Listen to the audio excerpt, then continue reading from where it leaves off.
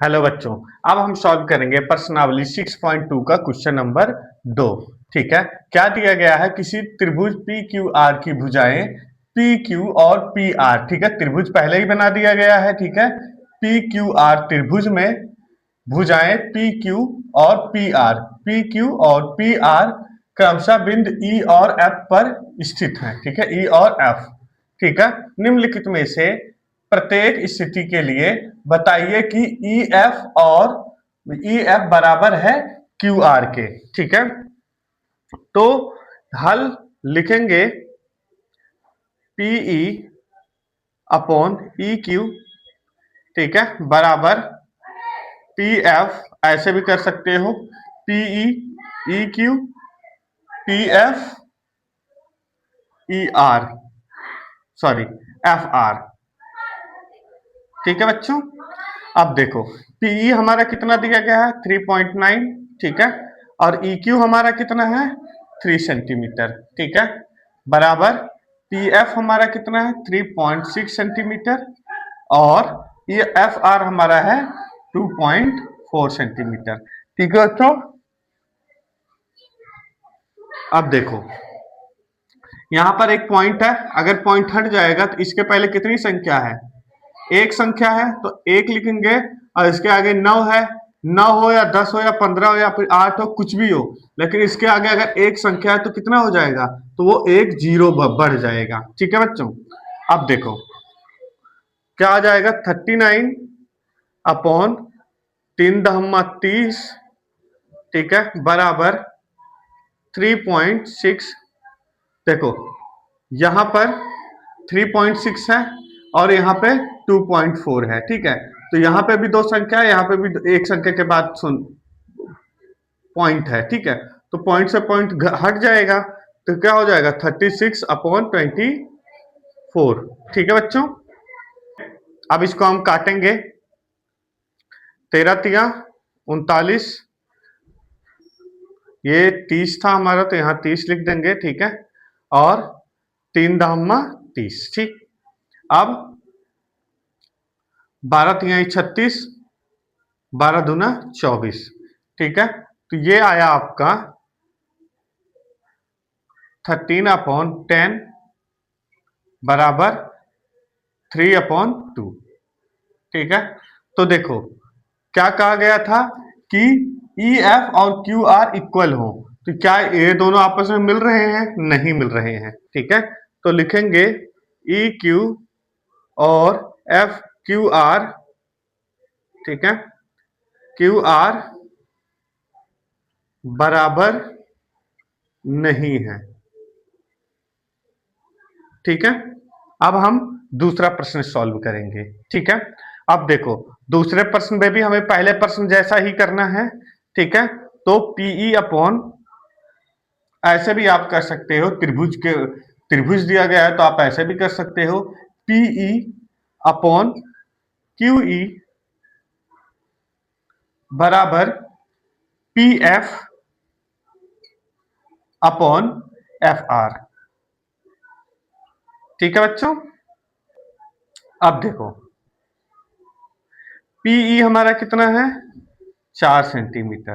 ठीक है, और क्यूई हमारा कितना है 4.5 सेंटीमीटर। ठीक है, क्यूई बराबर पीएफ कितना है हमारा 8 सेंटीमीटर और एफ आर हमारा कितना है 9 सेंटीमीटर।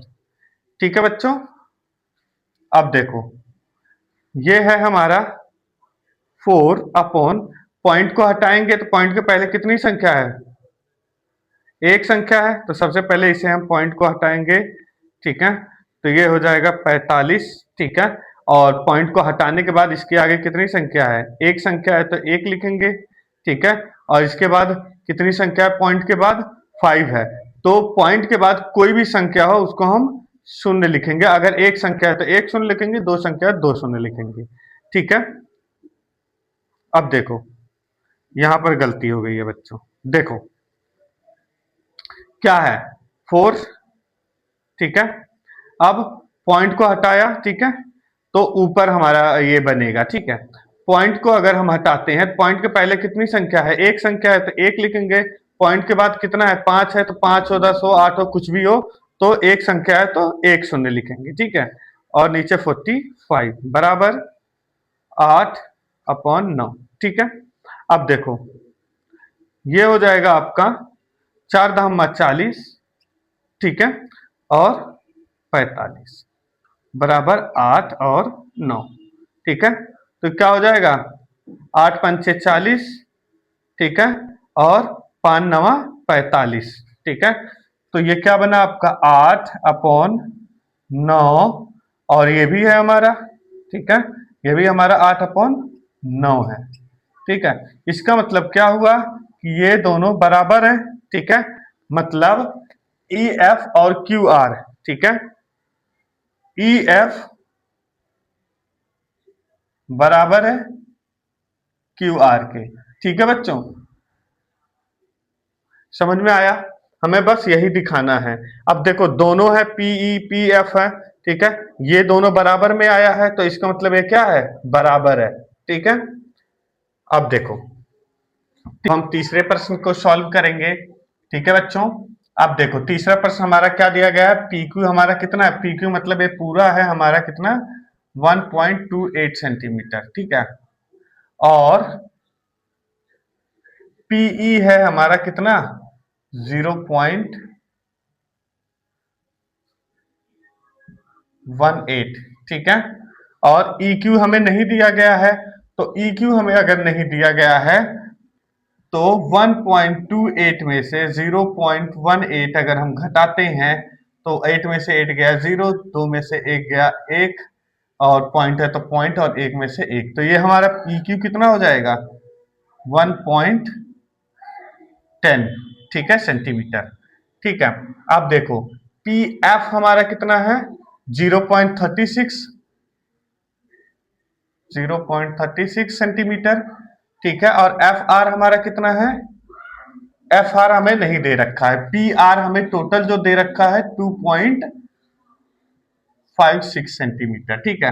अब 2.56 सेंटीमीटर को 0.36 में अगर हम घटा देते हैं तो क्या बचता है, 6 में से 6 गया 0, 5 में से 3 गया 2, 0 2 और 2, ठीक है। तो इसका मतलब क्या हुआ, हमारा एफ आर जो आएगा वो कितना आएगा, 2.0 सेंटीमीटर, और ये हमारा टोटल जो है वो कितना है, P R, P R 2.56 centimetre, ठीक है बच्चों। अब देखो इसे हम हल करेंगे, ठीक है, टीई, ठीक है, अपॉन ई क्यू, ठीक है, पीई अपॉन ई क्यू, ठीक है, बराबर P F upon F R, F R, ठीक है।